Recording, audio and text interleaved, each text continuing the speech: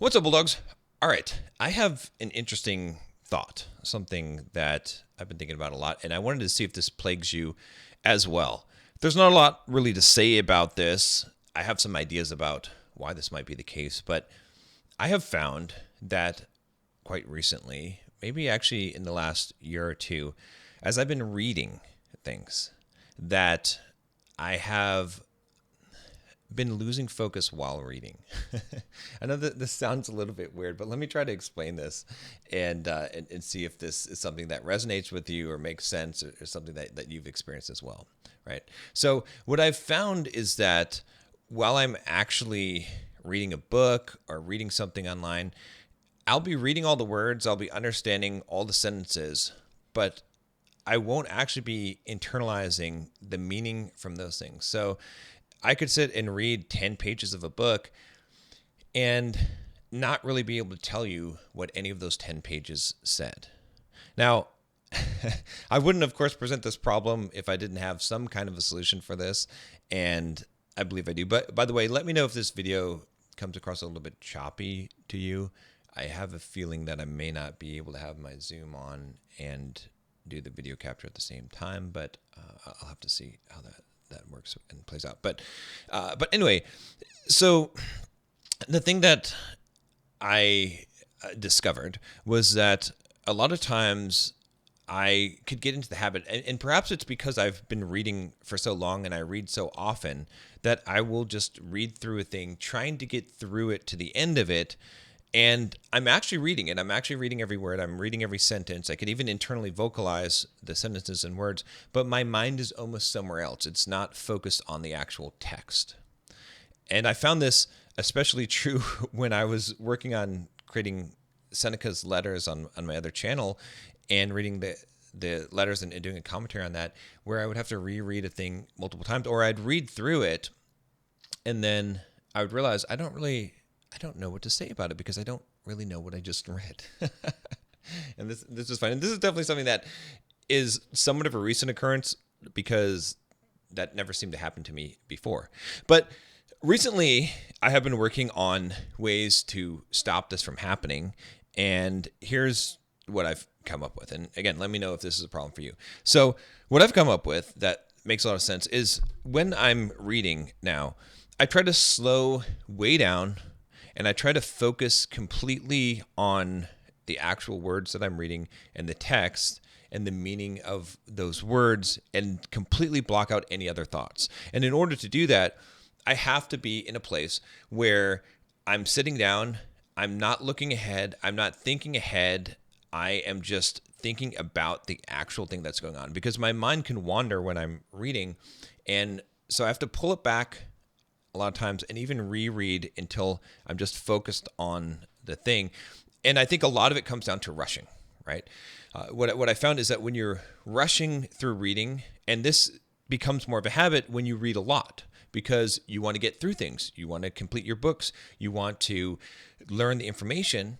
So you will either scan it and try to get through it very, very quickly and try to get the information that you want out of it, or you will simply just read rapidly and be thinking about getting to the end of the reading material. And so so this isn't really any kind of super novel thing here, but it was just something that I wanted to talk about because I think that maybe social media, a lot of things has trained us to be able to read without really understanding. And when you think about it, the times where you don't have this problem or where I don't have this problem are times where I'm reading something that I need to get the information from or something that I'm interested in finding something out, right? So for example, if I needed to read a sign, I would read that sign. If I needed to read instructions, however, it's kind of interesting because many times I'll find myself reading instructions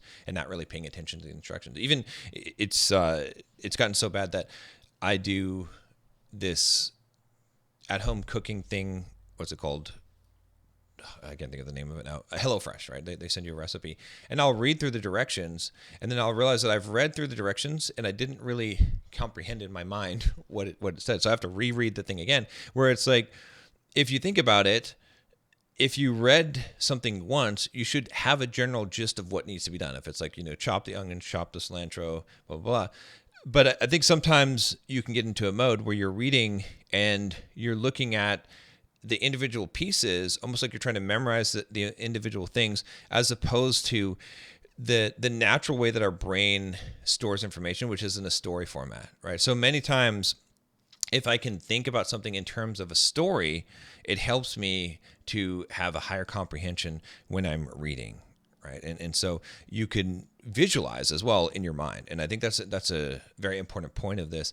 And again, some of the stuff I'm thinking about as I'm talking, and it's making sense to me, because I'm realizing, okay, this is when I'm actually in a place where I'm having a high comprehension in my reading, I'm visualizing what's going on. So for example, if I were to do a HelloFresh recipe and I was pre-reading the steps, if I were to visualize, okay, here I am chopping the onion and cutting it into little pieces, and then the cilantro or whatever it is, and I think about those things and I see those things in my head, and then it becomes a story, then I'm much more likely to remember that, and I don't have to go back and reread it and think about that. And so what I would say is that a couple of things that you can garner from this, right? So the first one is that when you are reading, it is very important that you sit down and dedicate the time to read, and that you don't rush through it. If you try to rush through something, you're going to be less likely to actually be paying attention to the words. It's not about getting through the thing quickly. In fact, if you need to, slow all the way down, right? Now, you will naturally speed back up, but sometimes you can get into a place where you're going really, really fast, and you get used to really, really fast reading, and you can read at that speed, but your mind is able to multitask and go somewhere else, and so you're not comprehending. But if you force yourself to slow down, then it forces you to pay attention to each word and to stay in that present moment. The second thing I would say is to try to think about, before you read, the subject and why this is interesting to you and why you want to find this information out. Because if you don't have a true interest in the thing that you're doing, you're going to be less likely to put your actual resources into that. So again, when I'm reading now, I'm really thinking about, all right, what do I want to get out of this? And this is why pre-reading can be helpful, or going through a table of contents. Some of the speed reading techniques are actually helpful if you've started speed reading, is because you already know kind of what you're trying to get out of this. And so you're taking it in that way. And then the third thing I would say is to treat it like a story. Everything can be thought about as if it were a story. If you're taking your time, if you're not rushing, if you're thinking about the story of the thing, and maybe even visualizing sometimes the author reading to you, or you're talking to a friend and here's what he's saying, it's going to make things a lot easier. But this is definitely something that is new, and I think it is due to all of the dopamine and all of the social media and all of the bombarding of information.